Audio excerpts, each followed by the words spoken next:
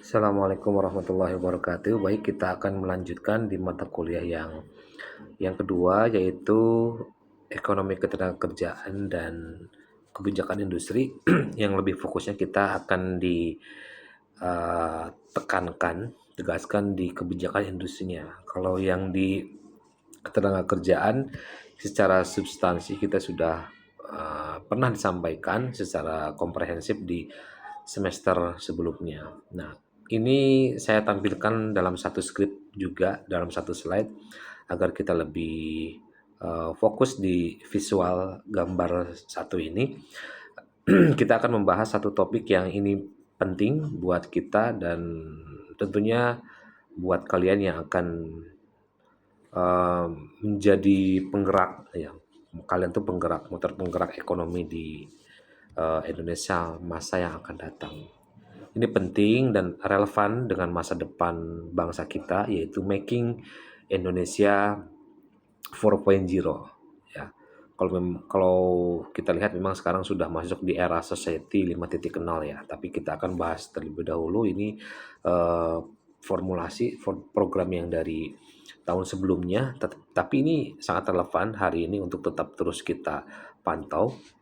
Kalau kita lihat secara sederhana, making Indonesia 4.0 ini memang ini sebagai peta jalannya atau roadmap roadmap yang dirancang untuk membawa Indonesia masuk di era revolusi industri 4.0. Walaupun memang belum sepenuhnya diberlakukan ya revolusi 4.0 ini, karena kalau diterapkan sepenuhnya ya pasti akan banyak pengangguran, kemiskinan juga akan banyak. Tapi 50-50 lah ya, karena kita masih dalam proses berkembang menuju ke maju. Nah, ini peta jalannya yang dirancang untuk membawa negara kita masuk di era revolusi 4.0, di mana teknologi seperti AI, ya, artificial intelligence, kemudian robotik, Internet of Things, dan big data ini menjadi tulang punggung di dalam menjalankan industri. Tujuannya ini nggak main-main ya. Indonesia itu ditargetkan bisa masuk ke dalam 10 besar ekonomi dunia, dan untuk mencapai itu ya, sektor yang paling diandalkan itu adalah industri manufaktur, mohon maaf, bukan makanan, manufaktur. Kenapa manufaktur di sini? Ya, karena kalau kita lihat saat ini sektor di manufaktur ini menyumbang sekitar 70% terhadap produk domestik bruto industri ya. Kemudian 65% ekspor dan menyerap sekitar 60% tenaga kerja. Artinya kalau kita lihat di sini, kalau manufaktur kitanya kuat, ya pasti secara sudah basicnya sudah ke apa sudah kita pegang, maka ekonomi nasional juga pasti ikut kuat ya. Baik, kita masuk di sektor yang pertama nih. Sektor yang pertama itu adalah industri makanan dan minuman. Nah, sektor ini memang disebut sebagai kekuatan besar negara kita di kawasan ASEAN. Kita bisa lihat sekarang usaha makanan itu tumbuh sangat cepat ya, mulai dari UMKM kecil sampai dengan brand besar. Kita sudah banyak yang menembus di pasar internasional. Kopi, kemudian produk apa lagi, ada mie ya. Kemudian ada produk mie instan ataupun olahan-olahan yang lainnya yang sudah mulai dikenal di luar negeri.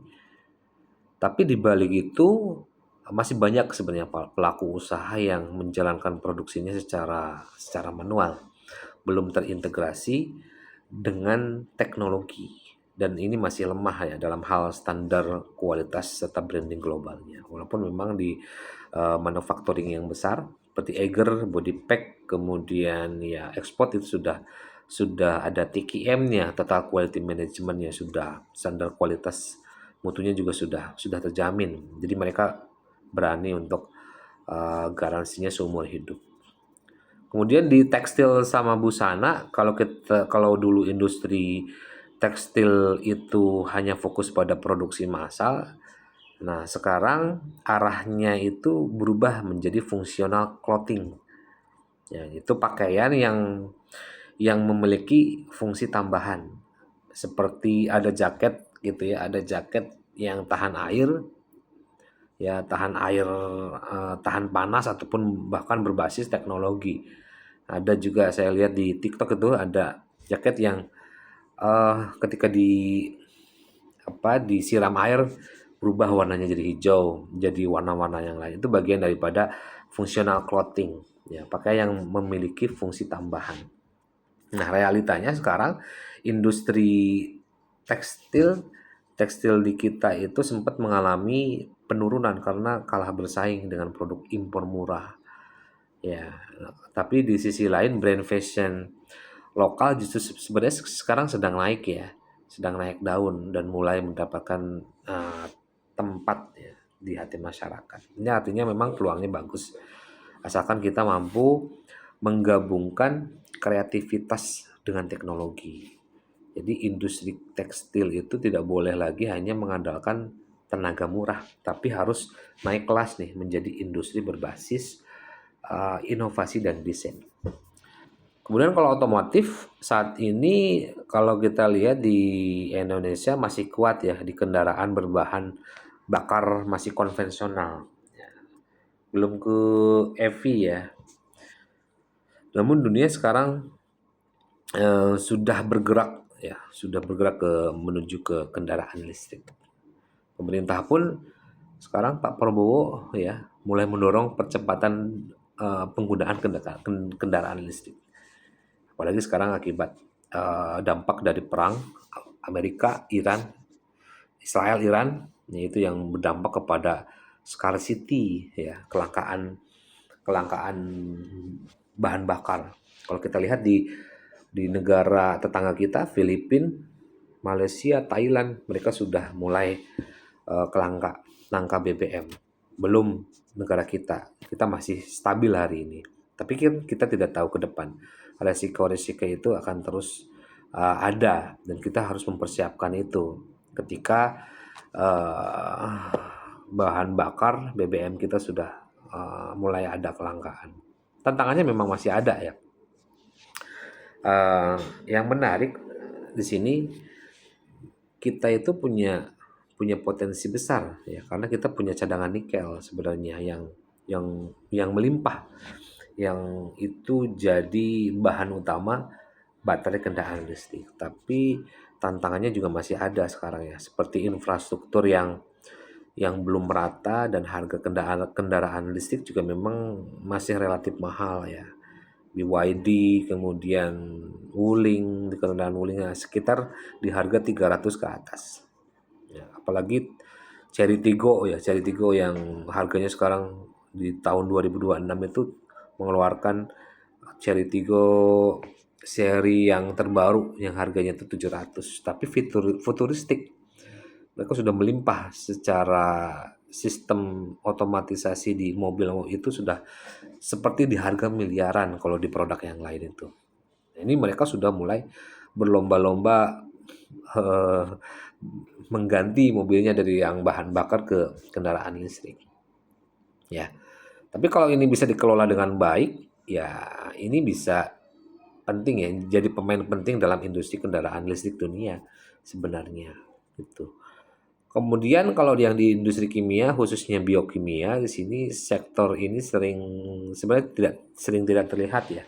Tapi sebenarnya ini jadi pondasi bagi banyak industri lain seperti farmasi, makanan dan kosmetik. Tapi sekarang sih sudah mulai masuk di kampus-kampus ya. Ada wacana untuk penambahan prodi tentang farmasi karena kita juga kerjasama dengan Universitas Pajajaran Bandung kaitannya dalam dalam pengembangan produknya A2 ya. A2 itu yang program kewirausahaan yang nanti dikelola oleh kita semua stakeholder di Pesantren Darussalam. Industri kimia memang ini belum terlihat, tapi sudah mulailah ada pondasi bagi banyak industri lain. Kalau di negara kita masih masih bergantung pada impor bahan kimianya. Ini menjadi pekerjaan besar tentunya. Ke depan kita harus mampu mengembangkan industri kimia berbasis sumber daya lokal harusnya. Ya termasuk mengarah ke konsep green industry ataupun industri yang ramah lingkungan. Ya kalau dalam manajemen sumber daya manusia itu ada GHRM ya. Itu Green Human Resource Management. Kita mindset konsep greennya itu di manusianya. Sebelum diaplikasikan ke ke mesin peralatan, tapi konsep greennya harus berada secara mindsetnya harus green manusianya dulu. Kemudian yang elektronik ini ada inti dari industri 4.0. Kalau kita lihat di sektor ini, kita berbicara tentang otomatisasi ya. Sudah serba elektronik sekarang tuh. Robotik, sistem produksi pintar. Ya realitanya di negara kita masih lebih banyak eh, menjadi pasar daripada produsen. Gitu ya. Kita masih bergantung pada produk elektronik dari luar negeri gitu ya. Kita masih user, pengguna. Peluangnya juga tetap besar di sini ya, terutama jika kita mampu meningkatkan kualitas sumber daya manusia di bidang teknologi, kemudian kita bisa memperkuat risetnya juga di kampus-kampus, ya itu bisa mendorong kolaborasi antara kampus, industri, sama pemerintah. Ya kalau di negara Amerika, negara maju, bahkan suka ada kolaborasi. Ya, kolaborasi antara kampus, industri, pemerintah. Biasa yang kalau pernah difilmkan tuh ada mahasiswa yang jenius, dia bisa bisa memformulasikan rudal gitu ya, rudal sampai dia direkrut di bukan direkrut ya, tapi diberikan reward ya dari pemerintah sama industri. Di industri juga dia dimasukkan ke sebagai mahasiswa yang berprestasi tentunya. Kemudian kalau di sektor yang terakhir itu ada farmasi sama alat kesehatan. Ini dulu ya pandemi COVID-19 itu memberikan kita semua pelajaran besar ya bagi kita bahwa ketergantungan terhadap impor sangat beresiko sebenarnya. Ya banyak bahan baku, obat dan alat kesehatan yang masih harus didatangkan dari luar negeri. Itu dulu ya. Tapi sekarang ya mulai ada perubahan. Kita sudah mulai mengembangkan produksi vaksin ya sama alat kesehatan secara mandiri. Nah, ini ke depan memang harus jadi sektor ini ya, sektor terutama sektor ini harus diperkuat ya agar kita itu bisa lebih mandiri dalam sebenarnya tidak di aspek kesehatan aja, di semua sektor lini yang lain ya.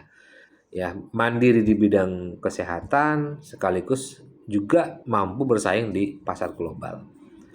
Nah, dari semua sektor ini, ya, yang kita bahas ini satu dari makanan, minuman, tekstil, sampai dengan farmasi dan alat kesehatan ini, ada satu benang merah yang sangat jelas di sini, yaitu pentingnya transformasi digital. Jadi ada perubahan digital di sini karena era teknologi yang semakin pesat hari ini, semua industri itu harus bergerak dari sistem manual menuju sistem digital. Sekarang sudah serba elektronik ya.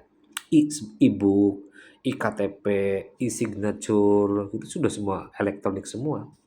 Ya, jadi bertransisi ya, ada transformasi digital.